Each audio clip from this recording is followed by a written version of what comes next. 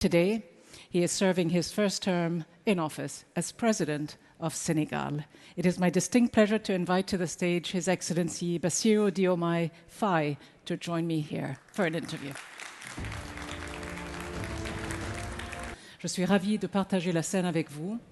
Permettez-moi déjà de remercier les autorités qataries, en particulier Son Altesse Royale, l'émir Tamim Ben Ahmed Al Thani, et l'ensemble des autorités qataries pour les marques d'attention qui m'ont été réservées. Mon élection au Sénégal est en réalité le choix du peuple sénégalais qui s'est battu pour préserver les valeurs démocratiques, pour les défendre. Et ce choix du peuple sénégalais, qui est incontestable en raison de la configuration des résultats dès le premier tour, pour la première fois au Sénégal, avec 54,8%, a été respecté.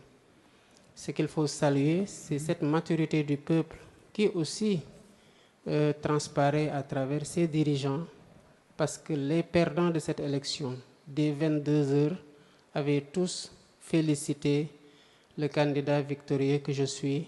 Et le lendemain, le peuple sénégalais qui a voté dans le calme et la sérénité pour exprimer ce choix sans équivoque et aller vaquer tranquillement à ses occupations.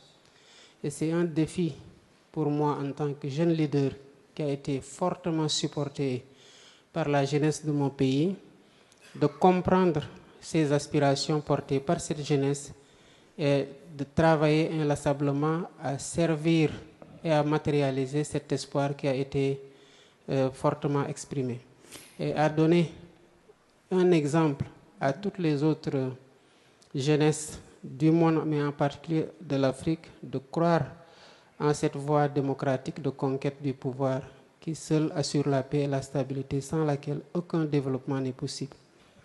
Nous sommes arrivés il y a environ 8 mois et l'engagement que nous avions pris devant le peuple sénégalais et devant la jeunesse du Sénégal, c'était de changer de système.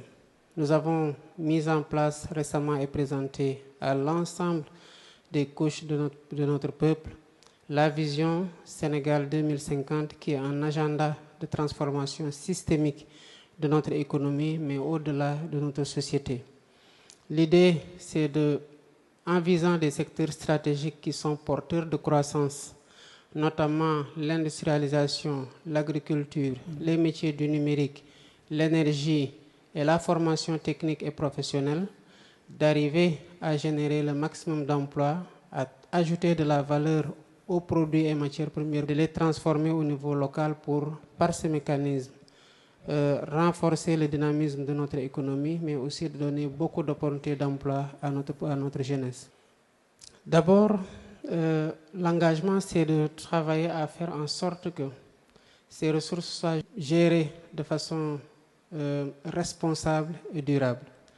De façon responsable, c'est de faire en sorte que l'ensemble de la population sénégalaise puisse partager équitablement les bénéfices de la croissance qui sera induite par l'exploitation de cette ressource.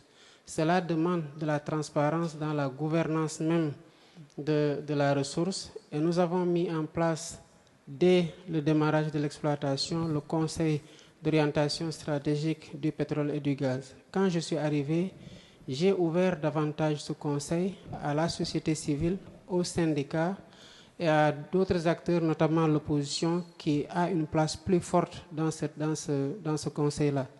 L'idée étant de dire que les ressources, comme le postule plutôt la constitution de notre pays, appartiennent au peuple. Et le peuple doit avoir une veille systématique et être informé rigoureusement de la part que le Sénégal tire de ces ressources-là et l'allocation dans les différents secteurs porteurs de notre économie, notamment la santé, l'éducation et les secteurs porteurs de croissance, pour ne pas dépendre des revenus de ces ressources-là, puissent être équitablement répartis et à travers une équité territoriale qui ne laisse pas les zones rurales en rade, mais qui essaie de mettre en marche le Sénégal sur la voie ou la rampe du développement, mais de façon homogène. Sur le plan africain, notamment au Sahel, il faut considérer en effet qu'il y a des défis majeurs qui se posent à nous et qui ont pour nom l'endoctrinement, le terrorisme, l'extrémisme violent, les trafics de drogue et d'êtres humains, bref, une situation d'insécurité qui est préjudiciable aux initiatives de développement. Le Sénégal a toujours eu un rôle moteur en jouant sa partition en faveur de la paix. Cela, c'est de façon historique. Nous gardons la même posture consistant à favoriser le dialogue et à permettre que les différends puissent être réglés par justement ce dialogue et la concertation entre les différents pays, notamment au niveau ouest africain.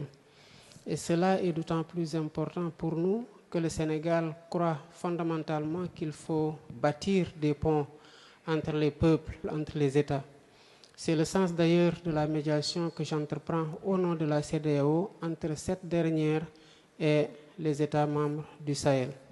Il faut, à mon avis, que les parties prenantes s'investissent davantage pour que l'intégration qu'on a réussi jusqu'ici ne cède pas le pas à la désintégration et au repli sur soi, parce que l'Afrique a besoin de parler d'une seule voix pour être entendue, de se concerter pour trouver des solutions endogènes à ces problèmes et aux défis que nous partageons avec le monde, notamment la lutte contre la pauvreté et les défis liés au changement climatique.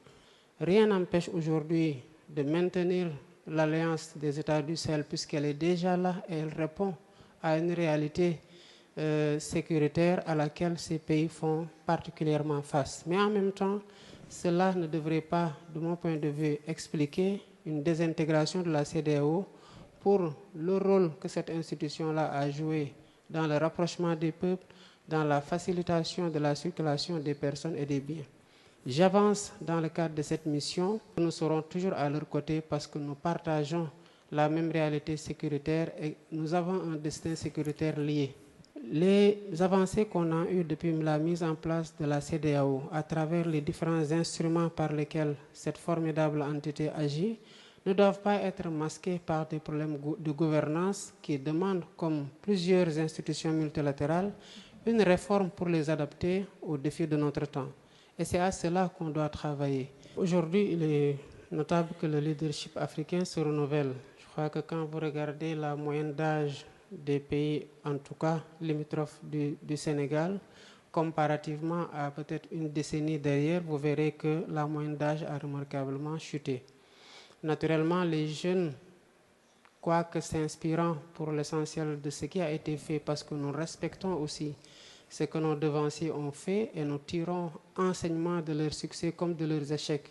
Parce que comme disait le savant Cheikh Anta Diop, nous sommes la résultante de tous leurs efforts qui sont composés, qui sont sanctionnés par des succès et des échecs. Il appartient évidemment aux jeunes leaders d'imposer cet agenda qui concerne à avoir plus de souveraineté, mais aussi à imposer le respect réciproque avec les partenaires et à travailler inlassablement dans tous les partenariats à ce que ces derniers soient mutuellement gagnants. Et qu'ils respectent surtout nos normes sociales, étant entendu qu'il n'y a pas de civilisation supérieure à une autre civilisation, chacun doit respecter les normes sociales de l'autre. En tant que président nouvellement élu, je m'engage à donner une nouvelle impulsion à ces relations-là et à les réinventer dans toute la mesure où doivent faire l'objet d'une réforme qui prenne en compte davantage nos aspirations de souveraineté, de respect réciproque par rapport à nos normes sociales et de partenariat mutuellement bénéfique.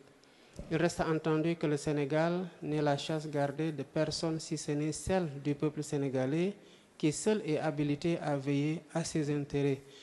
Nous sommes ouverts à tous les autres pays, dans toute la mesure où ils peuvent trouver des opportunités d'investissement et de partenariat au Sénégal qui s'inscrivent dans ces critères que j'ai mentionnés tantôt, à savoir le respect réciproque, le partenariat mutuellement bénéfique. Très important